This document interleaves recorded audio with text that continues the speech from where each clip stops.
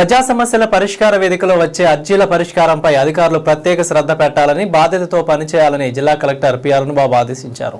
కలెక్టరేట్లో సోమవారం నిర్వహించిన ప్రజా సమస్యల పరిష్కార వేదిక కార్యక్రమంలో జిల్లా కలెక్టర్ పాల్గొని ప్రజల నుంచి 168 అర్జీలను స్వీకరించారు. జిల్లా కలెక్టర్తో పాటు ప్రజల నుంచి అర్జీలను స్వీకరించే కార్యక్రమంలో డిఆర్ఓ, వివిధ శాఖల జిల్లా అధికారులు పాల్గొన్నారు.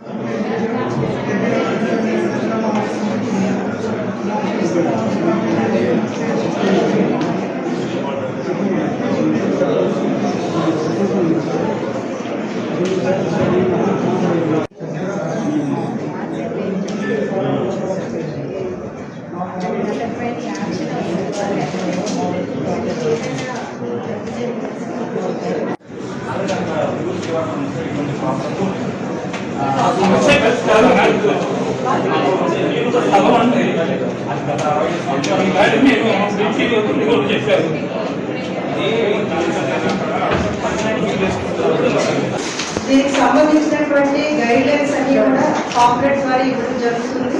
అయితే మరి ముఖ్యంగా దీనికి ఎవరు ఎలిజిబుల్ అంటే మన దగ్గర 371 హై స్కూల్స్ అనే ప్రైవేట్ స్కూల్స్ ఉన్నాయండి. ఇందులో మనకి 12 సిబిఎస్ఈకి సంబంధించినటువంటి స్కూల్స్ ఉన్నాయి.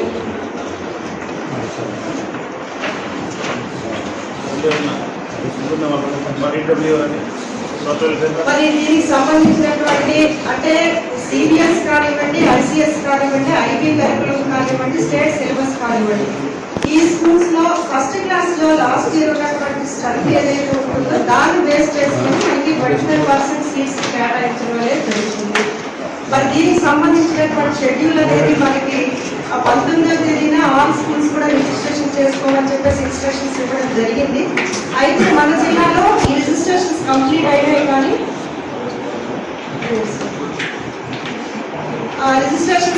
అయినాయి, కానీ కొన్ని జిల్లాల్లో ఇది ఇంకా కంప్లీట్ కాకపోవడం వల్ల 30th వరకు దీన్ని పొడిగించడం జరిగింది.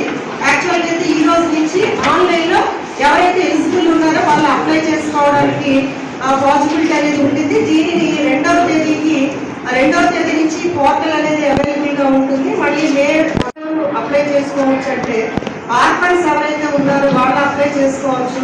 అలాగే సిడబ్ల్యూఎస్ చిల్డ్రన్స్ ఉన్నటువంటి వాళ్ళు ఎవరైతే ఉన్నారో వాళ్ళు అప్లై చేసుకోవచ్చు. అలాగే ఓబీసీ కేటగిరీలో మైనారిటీకి సంబంధించినటువంటి వాళ్ళు కూడా ఆ గ్రామీణ ప్రాంతంలో అయితే 1,20,000 ఇన్కమ్ ఉన్నవాళ్ళు, అలాగే అర్బన్ అయితే 1,44,000 ఇన్కమ్ ఉన్న వాళ్ళు అప్లై చేసుకోవచ్చు. అలాగే ఎస్సీ షెడ్యూల్ క్యాస్ట్ వాళ్ళకి 10% రిజర్వేషన్ ఉంటుంది. అలాగే ఫస్ట్ మనం చెప్పుకున్నట్లు ఏదైతే మనకి ఆర్ఫన్స్, అలాగే హెచ్ఐవి పాజిటివ్ సిడబ్ల్యూఎస్ చిల్డ్రన్కి 6% ఉంటుంది. అలాగే షెడ్యూల్ ట్రైబల్ ఎవరైతే ఉన్నారో వాళ్ళకి ఇందులో 4% రిజర్వేషన్ ఉంటుంది. అలాగే ఈ ఓబీసీ ఎవరైతే economically weaker sections 6 steps validation ఉన్నటువంటి వాళ్ళకి ఇందులో 5% రిజర్వేషన్ అనేది కేటాయించడం జరిగింది.